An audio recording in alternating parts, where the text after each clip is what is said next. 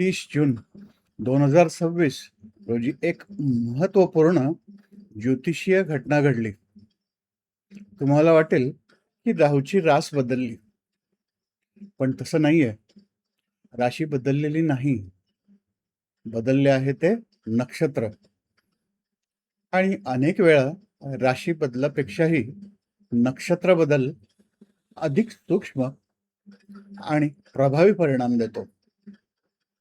विशेष म्हणजे जर तुमच्या जीवनात महादशा आणि मंगळ अंतर्दशा सुरू असेल, तर हा व्हिडिओ शेवटपर्यंत अवश्य पहा, कारण हा काळ तुमच्या जीवनातील निर्णायक वळण ठरू शकतो.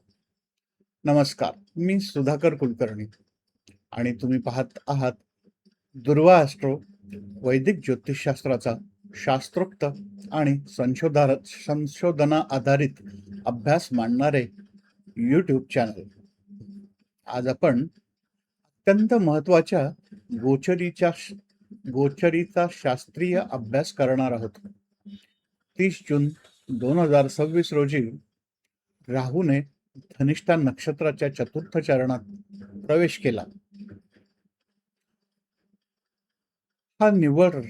हा राशी बदल नाही, त्यामुळे केवळ राहू कुंभ राशीत आहे एवढ्यावर फलित करणे अपूर्ण ठरणार आहे. वैदिक ज्योतिषात ग्रह हा ज्या नक्षत्रातून भ्रमण करतो त्या नक्षत्राच्या अधिपती मार्फत तो आपली फळे व्यक्त करताना दिसत असतो. धनिष्ठा हे मंगळाच्या अधिपत्याखालील नक्षत्र आहे. म्हणून आता राहूची फल प्रक्रिया मंगळाच्या माध्यमातून व्यक्त होऊ लागेल. आणि ज्यांच्या जीवनात सध्या राहू महादशा किंवा मंगळाची अंतर्दशा किंवा राहू महादशेमधील मंगळाची अंतर्दशा चालू आहे, त्यांच्यासाठी हा गोचर अत्यंत प्रभावी ठरण्याची शक्यता आहे. पराशिरीय तत्वानुसार दशानाथ, अंतर्दशानाथ आणि गोचरातील ग्रह यांचा परस्पर संबंध निर्माण झाला की त्या ग्रहांची कर्मफल देण्याची क्षमता अनेक पटीने वाढत असते.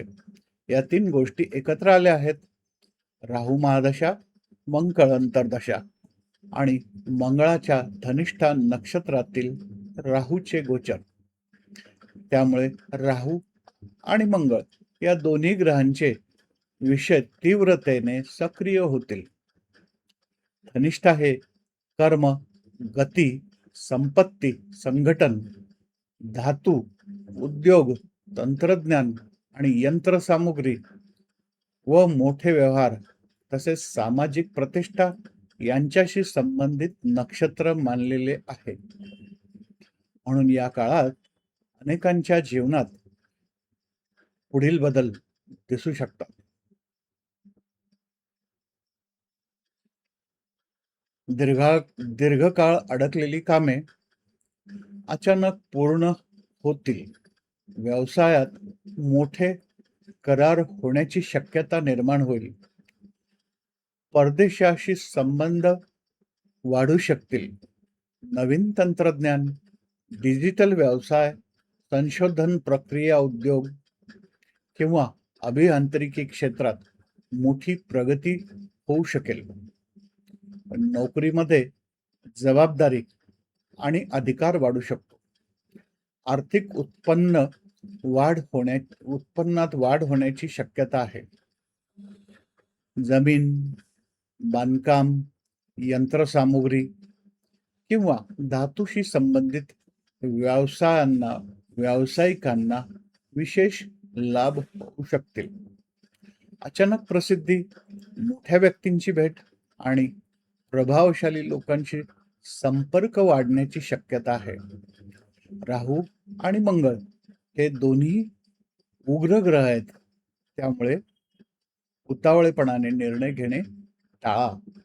त्यामुळे उतावळेपणाने निर्णय घेऊन जोखीम घेऊ नका.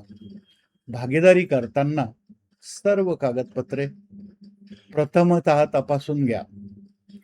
वाद, न्यायालयीन प्रकरणे, अपघात, रक्तदाब, अग्नी किंवा यंत्राशी संबंधित धोके यांकडे दुर्लक्ष करू नका. जलद नफ्याच्या मोहामुळे चुकीची गुंतवणूक टाळा. ज्यांच्या जन्मकुंडलीत मंगळ शुभ, बलवान किंवा योगकारक आहे, राहू शुभ भावात आहे, दशानाथ समर्थ आहे आणि गोचरही अनुकूल आहे, त्यांना हा काळ जीवनात मोठी झेप घेऊन देऊ शकतो. पदोन्नती, व्यवसाय विस्तार, आर्थिक वाढ, नवीन घर, वाहन आणि कीर्ती, तसेच सामाजिक प्रतिष्ठा वाढण्याचेही योग निर्माण होऊ शकतील. जर जन्मकुंडलीत राहू आणि मंगळ पाप संयोगात असतील, मारक किंवा बाधक संबंध निर्माण करत असतील, तर हाच काळ संघर्ष, मानसिक तणाव, आर्थिक उलथापालथ आणि न्यायालयीन प्रश्न किंवा शस्त्रक्रियेचे संकेत देऊ शकतील. म्हणून फक्त गोचर पाहून निष्कर्ष काढू नका. जन्मकुंडली आणि दशा यांचा संयुक्त विचार करणे अत्यंत आवश्यक आहे. या गोचरीचे एक महत्वाचे शास्त्रीय सूत्र लक्षात ठेवा. जेव्हा चालू महादशेचा स्वामी स्वतः गोचरीने नक्षत्र बदलून अंतर्दशानाथाच्या नक्षत्रात प्रवेश करतो, तेव्हा त्या दोन ग्रहांचे संयुक्त कर्मफल अत्यंत वेगाने प्रकट होऊ लागते. हे सूत्र राहू मंगळापुरते मर्यादित नाही, भविष्यात इतर ग्रहांनाही हेच सूत्र लागू पडेल. 30 जून 2026 हा गोचरीचा काळ केवळ नक्षत्र बदल नाही, हा अनेकांच्या जीवनातील कर्मचक्राला नवीन दिशा देणारा कालखंड ठरू शकतो.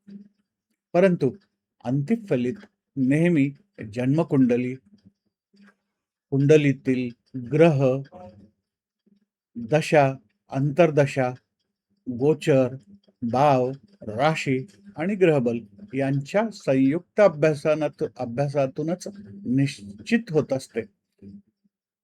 पुढील भागात आपण राहू महादशा, राहू अंतर्दशा असणाऱ्यांवर धनिष्ठा नक्षत्रातील या गोचराचे काय परिणाम होतात यांचा शास्त्रीय अभ्यास करू.